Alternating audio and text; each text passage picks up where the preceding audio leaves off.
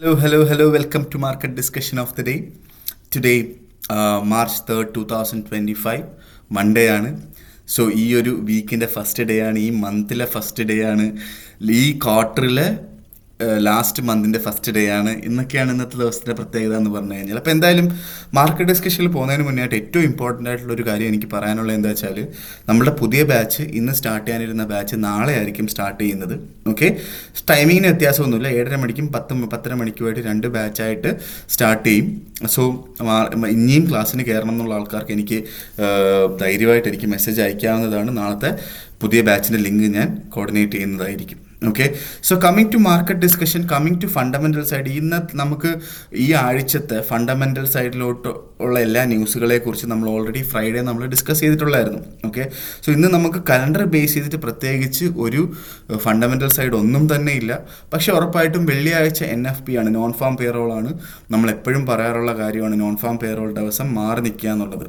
So അന്നത്തെ ദിവസം ഒഴിച്ചാൽ ബാക്കിയെല്ലാം നമുക്കൊരു ടെക്നിക്കൽ വീക്കായിട്ട് കൺസിഡർ ചെയ്യാം എന്നുള്ളതാണ് ഈ വീക്കിലെ ഏറ്റവും വലിയ പ്രത്യേകത എന്ന് പറഞ്ഞു കഴിഞ്ഞാൽ. ഓക്കെ, പക്ഷേ ഒരുപാട് പൊളിറ്റിക്കൽ സൈഡിൽ നിന്ന് ഒരുപാട് ന്യൂസ് ഉണ്ട്. ഇന്നത്തെ ദിവസവും നമുക്ക് പൊളിറ്റിക്കലി ഒരുപാട് ന്യൂസുകളുള്ള ദിവസമാണെന്നുള്ള കാര്യം മനസ്സിലാക്കുക. ഓക്കെ, ഓൾറെഡി ഉക്രൈൻ പ്രസിഡൻറ്റും US പ്രസിഡൻറ്റും തമ്മിലൊരു മീറ്റിംഗ് നടന്നിട്ടുണ്ടായിരുന്നു.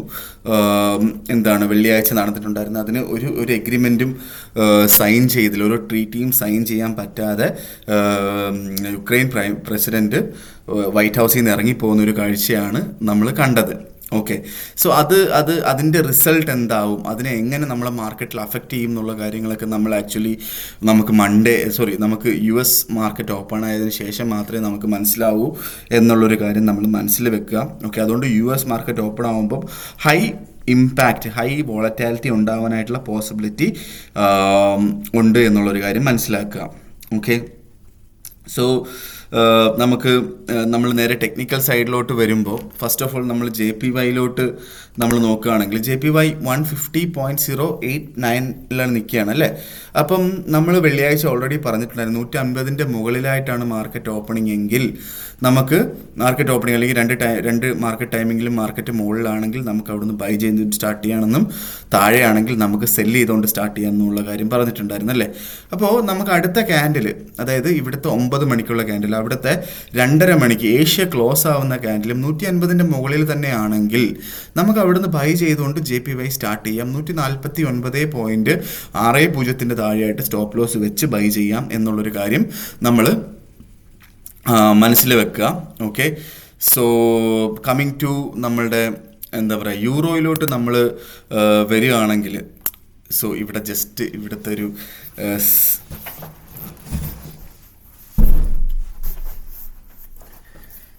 ഇവിടെ ഒരു സെൻസർ ഉണ്ട്. അപ്പം നമ്മൾ അനങ്ങാതിരുന്ന് കഴിഞ്ഞാൽ ആ സെൻസർ ഇതായി കറണ്ട് പോയതുപോലെ ആവും. Okay, so sorry for that. So നേരെ നമ്മൾ യൂറോയിലോട്ട് നമ്മൾ വരികയാണെങ്കിൽ യൂറോ ഇപ്പോൾ കറൻ്റ്ലി ട്രേഡ് ചെയ്യുന്നത് 1.0400 അടുത്തായിട്ടാണ്. ഓക്കെ, സോ മെനഞ്ഞാന്ന് ഈ യുക്രൈൻ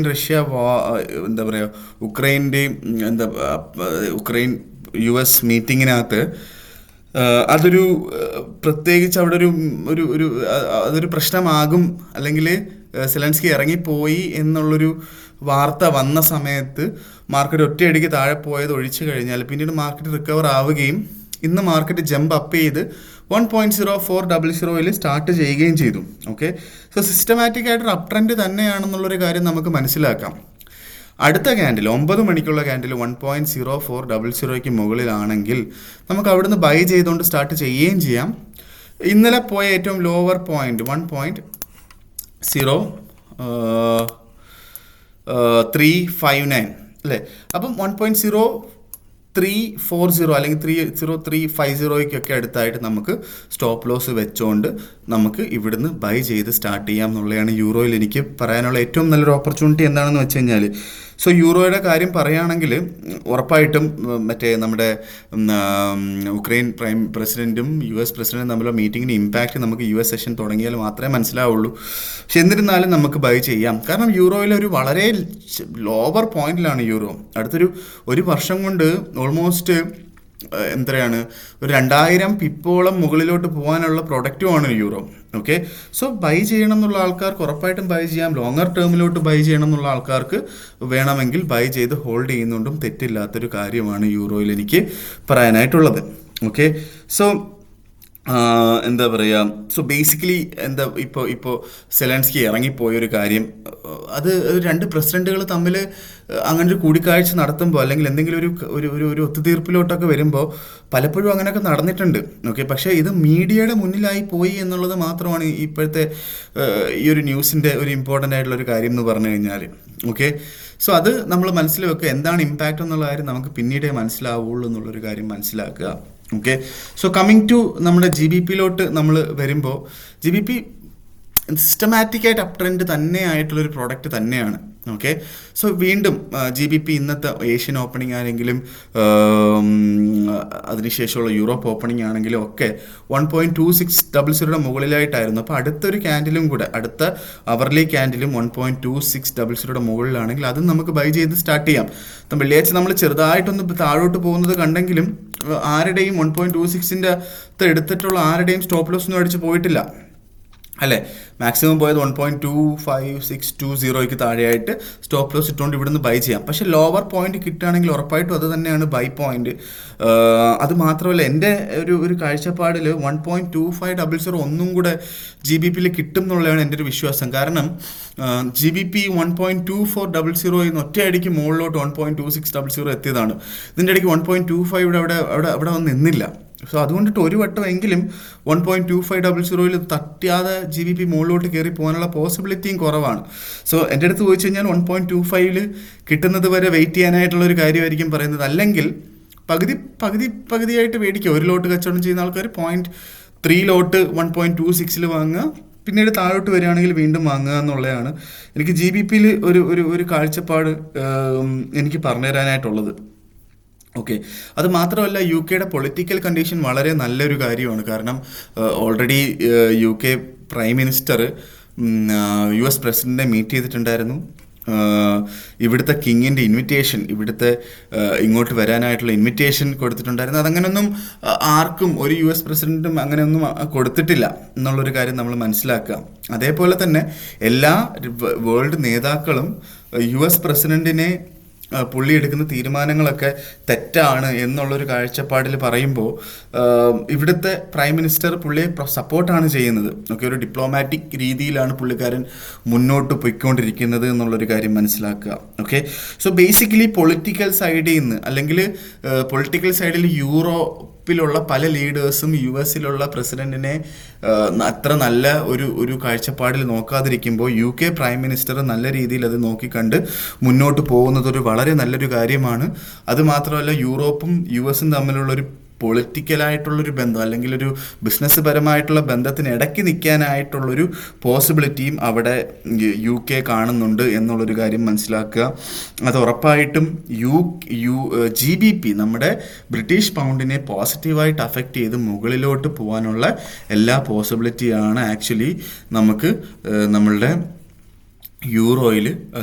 GBPയിൽ എനിക്ക് പറഞ്ഞു തരാനായിട്ടുള്ളത്.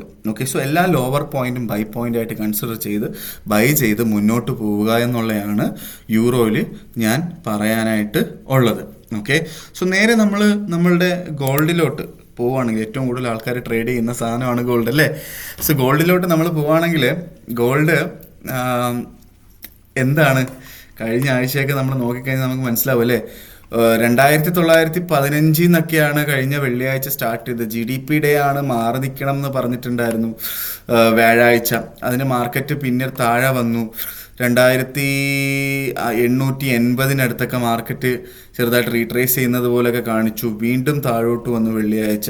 2830 വരെ മാർക്കറ്റ് പോയിട്ടുണ്ട്. ഓക്കെ. അവിടുന്ന് പിന്നീട് എന്താ പറയുക, ഈ പറയുന്ന ഒറ്റയടിക്കൊരു ക്യാൻഡിൽ മുകളിലോട്ട് പോവുകയും പിന്നീട് താഴോട്ട് വരികയും പിന്നെ മുകളിലോട്ട് പോവുകയൊക്കെ ചെയ്തു. ഞാൻ മാർക്കറ്റിനെ എന്താ പറയുക, ഇപ്പോൾ മാർക്കറ്റ് നിൽക്കുന്നത് 2860 എന്ന് പറയുന്നൊരു സ്റ്റേജിലാണ് ഇപ്പോൾ മാർക്കറ്റ് നിൽക്കുന്നത്. ഓക്കെ. സോ എനിക്ക് സത്യം പറഞ്ഞു കഴിഞ്ഞാൽ ഒന്നും പറയാനായിട്ടില്ല. 2860 to 2880 നമ്മൾ നേരത്തെ പറഞ്ഞിട്ടുണ്ട്, അതൊരു ബഫർ സോണാണ്, നമുക്കൊരു തീരുമാനം എടുക്കാൻ പറ്റാത്തൊരു സോണാണെന്നുള്ള കാര്യം അല്ലേ. സോ നമുക്ക് ഇന്നത്തെ ദിവസം എല്ലാ ക്യാൻഡിലും 2860 മുകളിലായിട്ടാണ് സ്റ്റാർട്ട് ചെയ്തത് കൺസിഡർ ചെയ്യുമ്പോൾ നമുക്ക് അടുത്ത 9 മണിക്കുള്ള ക്യാൻഡിലും 2860 മുകളിലായിട്ടാണ് തുറക്കുന്നതെങ്കിൽ നമുക്ക് അവിടെ നിന്ന് ഒരു ബൈ ചെയ്തുകൊണ്ട് സ്റ്റാർട്ട് ചെയ്യാം എന്നുള്ളതാണ് എനിക്ക് പറയാനായിട്ടുള്ളത്. ഓക്കെ, കാരണം വെയിറ്റ് ചെയ്ത് കിട്ടിക്കഴിഞ്ഞാൽ 2830 വരെയൊക്കെ മാർക്കറ്റ് പോയാൽ ഉറപ്പായിട്ടും അവിടുന്ന് നല്ലൊരു ബൈ പോയിന്റ് ഉണ്ട് എന്നുള്ളൊരു കാര്യം മനസ്സിലാക്കുക. ഓക്കെ, 2830 താഴെയായിട്ട് മാത്രമേ നമുക്കൊരു സെൽ പോയിന്റിലോട്ട് മാർക്കറ്റിനെ കൺസിഡർ ചെയ്യാനും പാടുള്ളൂ എന്നുള്ളൊരു കാര്യം കൂടെ മനസ്സിലാക്കുക. അല്ലാത്തടത്തോളം എല്ലാം ബൈ പോയിന്റ് തന്നെയാണ് ഗോൾഡിൽ നമ്മൾ നോക്കേണ്ടത്. കാരണം ഇതിൻ്റെയൊക്കെ ഒരു കാര്യങ്ങൾ ആക്ച്വലി നമുക്ക് US മാർക്കറ്റ് തുറന്നതിന് ശേഷമായിരിക്കാം പൊളിറ്റിക്കലായിട്ട് വെള്ളിയാഴ്ച നടന്ന കാര്യങ്ങളുടെയൊക്കെ അല്ലെങ്കിൽ ഈ വീക്കെൻഡിൽ നടന്ന കാര്യങ്ങളുടെയൊക്കെ ആക്ച്വൽ ന്യൂസ് നമുക്ക് US മാർക്കറ്റ് ഓപ്പൺ ആയതിനു ശേഷം മാത്രമേ മനസ്സിലാക്കാൻ പറ്റുള്ളൂ. ഓക്കെ, സോ അതുവരെയുള്ളൊരു പോയിന്റ് ഓഫ് വ്യൂവിൽ വേണമെങ്കിൽ അടുത്ത 9 മണിക്കുള്ള ക്യാൻഡിലും 2860 മുകളിലാണെങ്കിൽ നമുക്ക് അവിടുന്ന് ചെറിയൊരു ബൈ ചെയ്ത് 2875 വരെയുള്ള ഒരു സ്റ്റേക്ക് പ്രോഫിറ്റ് നമുക്ക് നോക്കാം. 2854 താഴെയായിട്ട് സ്റ്റോപ്പ് ലോസ് ഇട്ട് നമുക്കത് ചെയ്യാം എന്നുള്ളതാണ്. ഓക്കെ, സോ അതാണ് ആക്ച്വലി ഗോൾഡിൽ പറയാനായിട്ടുള്ളൊരു ഓപ്പർച്യൂണിറ്റി എന്ന് പറഞ്ഞു കഴിഞ്ഞാൽ. സോ 2880 മുകളിലായിട്ട് മാർക്കറ്റ് കയറിയാൽ നമുക്ക് അവിടുന്ന് പിന്നീട് 50 മുകളിലായിട്ട് 2 മാർക്കറ്റ് ഓപ്പണിങ്സിന് മുകളിൽ പോയാൽ നമുക്ക് ഉറപ്പായിട്ടും അവിടുന്ന് ബൈ ചെയ്തുകൊണ്ട് മുന്നോട്ട് പോവാം. അത് 2980 വരെയൊക്കെ പോകാനുള്ള എല്ലാ പോസിബിലിറ്റിയാണ് മാർക്കറ്റ് കാണിക്കുന്നത്. കാരണം ഒരുപാട് പ്രഷറുണ്ട് ഗോൾഡിൽ ആക്ച്വലി. ഇപ്പോൾ ഈവൻ എന്താ പറയുക, റഷ്യ ഉക്രൈൻ വാർ ഒരു പീസ് ടോക്കിൽ വന്നിട്ടുണ്ടായിരുന്നെങ്കിലും ഈ വാർ അല്ലെങ്കിൽ നമ്മുടെ പാലസ്തീൻ ഇസ്രയേൽ വാർ അതെല്ലാം ഒരു സീസ് ഫയറിലോട്ട് വന്നാലും ഗോൾഡിലുള്ള പ്രഷർ കുറയാത്തതിൻ്റെ റീസൺ ഒരുപാടുണ്ട്. ഓക്കെ, സോ ബേസിക് ആയിട്ടുള്ള റീസൺ എന്താ വെച്ചാൽ താരിഫുകൾ ഏർപ്പെടുത്താൻ പോകുന്ന താരിഫുകൾ മാർച്ച് 12 വരും. ബാക്കിയുള്ള രാജ്യങ്ങൾക്കൊക്കെ ഡൊണാൾഡ് ട്രംപ് കൊണ്ടുവന്നിട്ടുള്ള താരിഫുകൾ ഏപ്രിൽ 4 വരും. ഓക്കെ, സോ അപ്പോൾ അത് ഭയങ്കരമായൊരു എന്താ പറയുക ഒരു ഫിനാൻഷ്യൽ വാറാണ് ആക്ച്വലി മാർക്കറ്റിനെ ഉണ്ടാക്കുന്നത്. ഒരു എന്താ പറയുക, ഓക്കെ, ഇപ്പോൾ സാധാരണ ഫിസിക്കൽ വാർ എന്ന് പറഞ്ഞു കഴിഞ്ഞാൽ ഇന്ന പർട്ടിക്കുലർ സ്ഥലത്ത് മാത്രമേ ഉള്ളൂ. ഇപ്പോൾ ഇനി വരാൻ പോകുന്ന വാർ, ഒരു ഫിനാൻഷ്യൽ വാർ വരുമ്പോൾ അത് ഇന്ന സ്ഥലത്ത് നിന്നല്ല, വേൾഡ് മൊത്തത്തിലുള്ളൊരു വാറാണിത്. പക്ഷേ ഫിസിക്കലായിട്ടുള്ളൊരു വാറല്ല എന്നുള്ളത് മാത്രമാണ്. അത് നമ്മൾ കാണാൻ പോകുന്നതേ ഉള്ളൂ. അതുകൊണ്ടിട്ട് തന്നെ അതിനകത്തുള്ള പ്രഷറെല്ലാം ഗോൾഡിലോട്ട് വരും എന്നുള്ളൊരു കാര്യം ഫസ്റ്റിൽ മനസ്സിലാക്കുക. രണ്ടാമത്തെ കാര്യം, ക്രിപ്റ്റോ കറൻസീസ് അത് അതൊരു ലീഗൽ അസറ്റ് ആക്കാനായിട്ടുള്ള US-ൻ്റെ നീക്കം നടക്കുന്നുണ്ട്. അത് എനിക്ക് തോന്നുന്നത് അത് ഉറപ്പിച്ചു എന്നുള്ളതാണ്. ഓക്കെ, സോ അങ്ങനെ വരുമ്പോൾ ഇപ്പോൾ ബിറ്റ്കോയിൻ്റെ ഒക്കെ വില എന്ന് പറഞ്ഞു കഴിഞ്ഞാൽ ഓൾമോസ്റ്റ് 1 കോടി രൂപയാണ്, $100,000 അല്ലേ. അപ്പം അത്രയും ബൂമായിട്ട് നിൽക്കുന്നൊരു പ്രോഡക്റ്റ് എങ്ങനെ അതൊരു ലീഗൽ അസറ്റാക്കി മാറ്റാൻ പറ്റും? അതുകൊണ്ട് ഉറപ്പായിട്ടും അതിലൊരു കറക്ഷനൊക്കെ ഉണ്ടായിട്ടായിരിക്കും വീണ്ടും മുകളിലോട്ട് പോകുന്നത്. ഇതൊക്കെ നിഗമനങ്ങളാണ്. സോ അങ്ങനെ മുകളിലോട്ട് പോകുമ്പോൾ അല്ലെങ്കിൽ അതിൻ്റെ കറക്ഷൻ വരുന്ന സമയത്ത് വീണ്ടും ഗോൾഡിലോട്ടുള്ള പ്രഷർ വീണ്ടും കൂടുകയാണ്. ഓക്കെ, സോ ഇതെല്ലാം മനസ്സിൽ വെച്ചുകൊണ്ടിരിക്കുക. ചിലപ്പോൾ അങ്ങനത്തുള്ളൊരു സാഹചര്യത്തിലോട്ടൊക്കെ വരുമ്പോൾ അല്ലെങ്കിൽ ഈ മാർച്ച് 12 2980 എന്ന് പറയുന്ന ഒരു സപ്പോർട്ട് പോലും ആക്ട് ചെയ്യാതെ 3000 കടന്ന് മുകളിലോട്ട് ഗോൾഡ് പോകാനുള്ള പോസിബിലിറ്റി ഉണ്ടായത് കൊണ്ടിട്ടാണ് ഞാൻ ഒരു കാരണവശാലും ഗോൾഡ് സെൽ സൈഡിൽ നിൽക്കരുത്. 2830 താഴെയായിട്ട് മാർക്കറ്റ് ഓപ്പണിങ്സിനും ആ ക്യാൻഡിൽസ് സ്റ്റാർട്ട് ചെയ്താൽ മാത്രമേ നമ്മൾ ഗോൾഡ് സെൽ സൈഡിലോട്ട് നിൽക്കാൻ പാടുള്ളൂ. അല്ലെങ്കിൽ എല്ലാ താഴ്ന്ന വിലയും ആഘോഷിച്ച് ഒരു ബൈ പോയിന്റ് ആക്കി മുന്നോട്ട് പോവുക എന്നുള്ളൊരു കാര്യം മാത്രം വീണ്ടും ഓർമ്മിപ്പിച്ചുകൊണ്ട് ഞാൻ ഇന്നത്തെ ദിവസത്തെ മാർക്കറ്റ് ഡിസ്കഷൻ ഞാനിവിടെ കൺക്ലൂഡ് ചെയ്യുകയാണ്. ഓക്കെ, ഒരൊറ്റ ഏറ്റവും ഇമ്പോർട്ടൻ്റ് ആയിട്ട് കഴിഞ്ഞ ആഴ്ച സ്റ്റാർട്ട് ചെയ്ത ഈ ആഴ്ച സ്റ്റാർട്ട് ചെയ്യാനിരുന്ന നമ്മൾ ഇന്നത്തെ ബാച്ച് നാളത്തേക്ക് മാറ്റി വെച്ചിട്ടുണ്ട്. സോ അത് മനസ്സിൽ വെക്കുക. നാളെ ആയിരിക്കും സ്റ്റാർട്ട് ചെയ്യുന്നത്. ഞാൻ എല്ലാവർക്കും ഓൾറെഡി എനിക്ക് മെസ്സേജ് അയച്ചിട്ടുള്ള എല്ലാ ആൾക്കാർക്കും ഞാൻ പേഴ്സണലി മെസ്സേജ് അയക്കാം. എന്താണ് ഇതിനെ പറ്റിയുള്ള കാര്യങ്ങൾ എന്ന് വീണ്ടും ഞാൻ ഓർപ്പിച്ചുകൊണ്ട് ഞാൻ ഇന്നത്തെ ദിവസത്തെ മാർക്കറ്റ് ഡിസ്കഷൻ കൺക്ലൂഡ് ചെയ്യാണ്. മാർക്കറ്റ് ഡിസ്കഷനായിട്ട് നാളെ കാണുന്നത് വരെ ഗുഡ് ബൈ.